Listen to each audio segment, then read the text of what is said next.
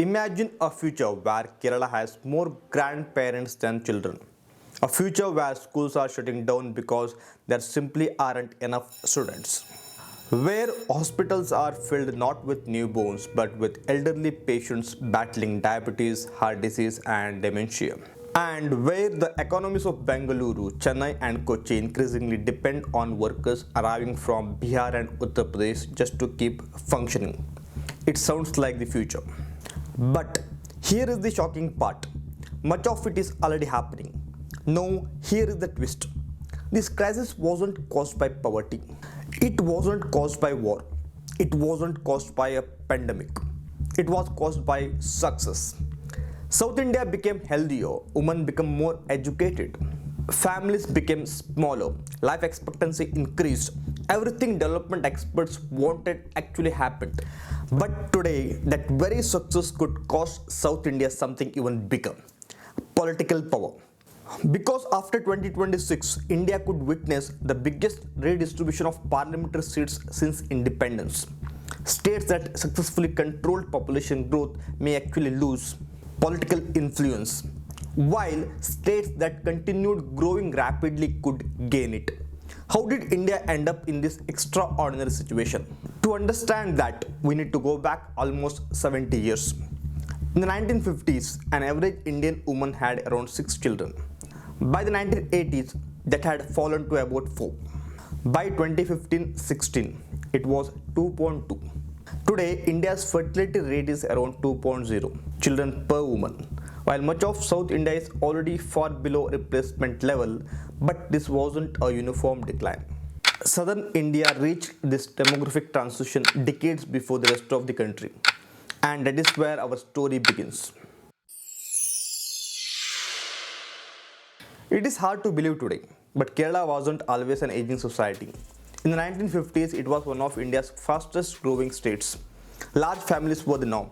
An average Indian woman had nearly 6 children, and Kerala was no exception. Nothing seemed unusual.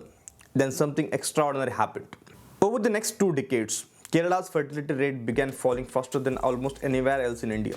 Not because people were forced, not because government imposed strict controls, but because society itself was changing.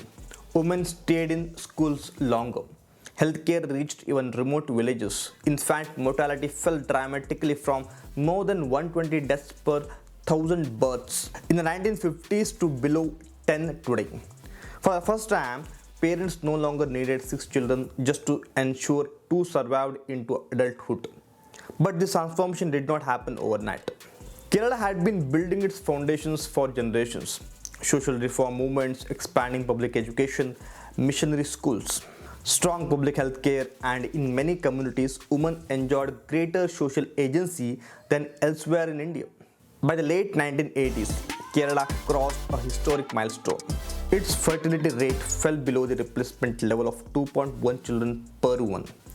Today it is around 1.7. Pause and think about that. When Kerala reached replacement level fertility, India as a whole was still averaging around 4 children per woman. Tamil Nadu followed in 1993, Andhra Pradesh in 2004. The South had entered the demographic future decades before the rest of India. At the time, it looked like a remarkable success. Few realized it was also the beginning of an entirely new set of challenges.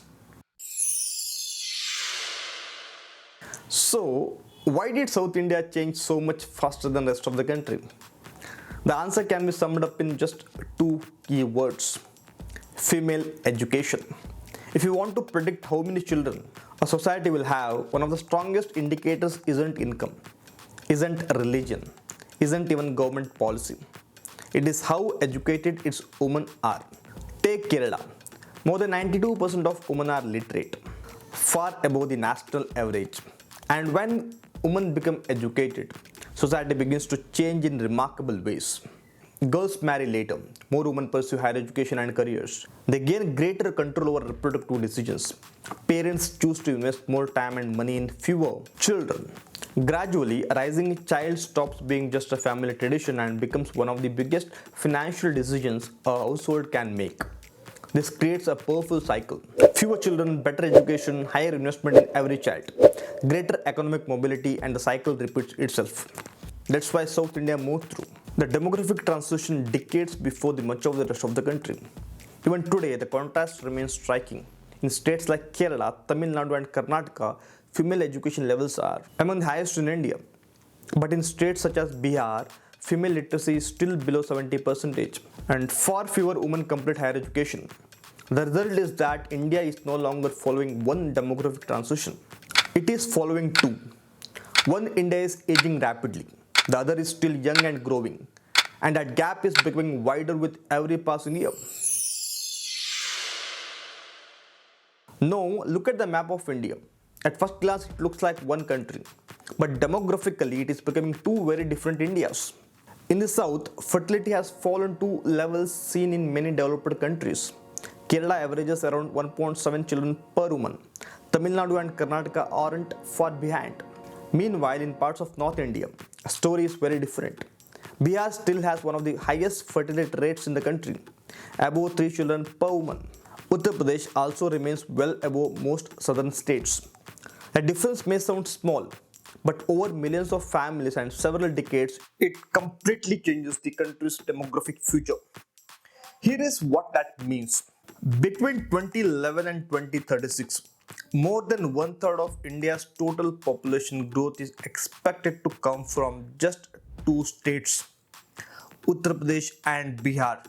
At the very same time, South India's share of the national population will continue to shrink from roughly one-fifth of India's today to less than one-fifth over the coming decades.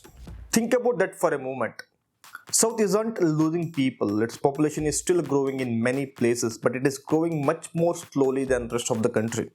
And that single demographic shift will reshape India's economy, its labor market, its healthcare system, eventually even its politics. In fact, some of those consequences are already unfolding. So, what happens when an entire region stops having enough children? The consequences do not appear overnight. They unfold slowly and then all at once. Let's start with schools.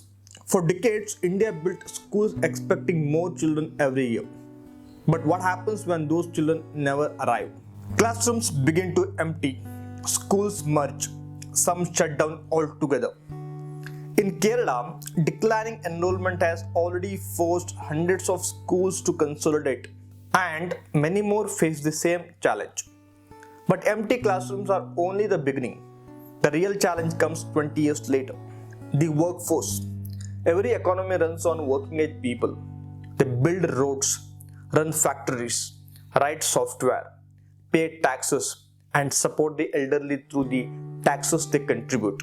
But when fewer young people enter the workforce every year, the equation begins to change. There are fewer workers, more retired people, and every working adult must support a large aging population. That is exactly the future South India is moving towards. And it does not stop there. Think about healthcare. For decades, India's health system was designed for a young country. Maternal care, childbirth, vaccination, fighting infectious diseases. But aging societies need a completely different healthcare system. Geriatric medicine, long-term care, treatment for diabetes, heart diseases, cancer, dementia, list goes on. Already, non-communicable diseases account for more than 60% of deaths in India, and southern states are experiencing this transition earlier than the rest of the country. In other words, the healthcare system that solves yesterday's problems may not be enough for tomorrow's. And then comes perhaps the biggest irony of all. The South solved its population problem. Now it needs people, lots of them. And that brings us to migration.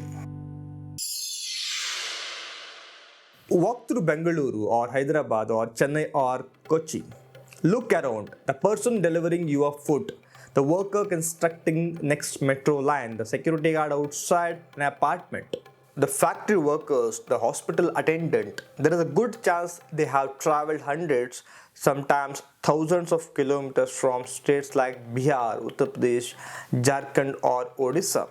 This isn't an exception anymore. It has become one of the defining features of South India's economy. Today, millions of migrant workers from northern and eastern India help keep the South's industries, construction sites, hospitals, and service sector running. Think about the irony. A region that once worried about rapid population growth now depends on people from elsewhere because it doesn't have enough young workers of its own. A youthful North is increasingly supporting an aging South. Economically, this makes perfect sense. Workers go where opportunities exist, businesses go where labor is available, everyone benefits, at least in theory.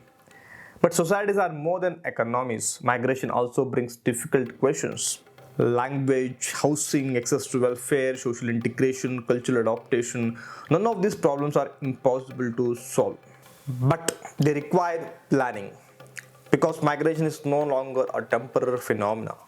It is becoming a permanent feature of India's demographic future.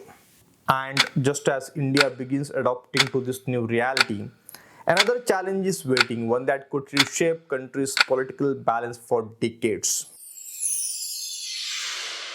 Now we arrive at the most politically sensitive part of this story.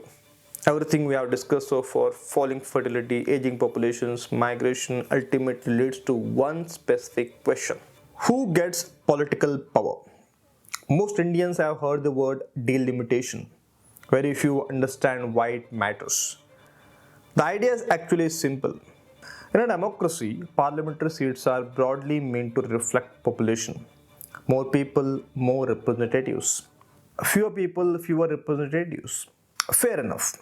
But now imagine two states. One invests heavily in education, healthcare, and family planning. Its population growth slows. The other continues growing much faster. If parliamentary seats are redistributed strictly according to population, which state ends up with more political power? This is the dilemma India has been trying to avoid for nearly 50 years. In 1976, the country froze the redistribution of Lok Sabha seats so that states which successfully reduced fertility would not be politically penalized. That freeze was later extended, but it cannot continue indefinitely. As India debates the next phase of delimitation, after 2026, the same question returns. How do you balance population with fairness? If representation is based primarily on population growth, faster growing states such as Uttar Pradesh and Bihar could see their share of parliamentary representation increase. Meanwhile, southern states, which together contributes more than 30% of India's GDP but have much slower population growth, could see their relative influence in parliament decline. That's why this debate has become so contentious. For many in the south, the concern isn't simply about losing seats. It's about whether decades of investment in education, healthcare, and responsible population policies could ultimately reduce their voice in national decision making. And that is a debate that is only just beginning. So, can South India simply encourage people to have more children? Some governments certainly think so. For decades, politicians urged families to have fewer children. No, the message is beginning to change. In states like Andhra Pradesh, leaders have proposed incentives to encourage larger families, cash benefits, education support, childcare assistance, even fertility treatment. At first glance, that sounds like a sensible solution, but there is one problem. The rest of the world has already tried it. Take South Korea.